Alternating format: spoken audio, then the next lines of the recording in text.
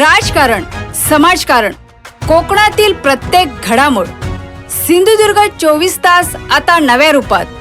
सिंधुदुर्ग संवाद. ताज्या घडामोडींसाठी आताच सबस्क्राइब करा. देवाची ये द्वारी उभा क्षण भरी, तेने मुक्तिचारी साधी येल्या.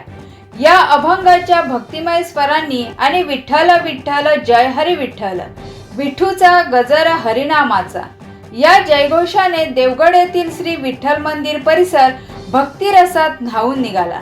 आनंदवाडी ग्रामस्थ मंडळाच्या वतीने आयोजित करण्यात आलेल्या सप्तप्रहार श्री हरिनाम सप्ताहाला मोठ्या उत्साहात व भक्तिमय वातावरणात प्रारंभ झाला. यावेळी अनिकेत पारकर यांच्या हस्ते श्री विठ्ठल रखुमाईची विधिवत पूजा करण्यात आली.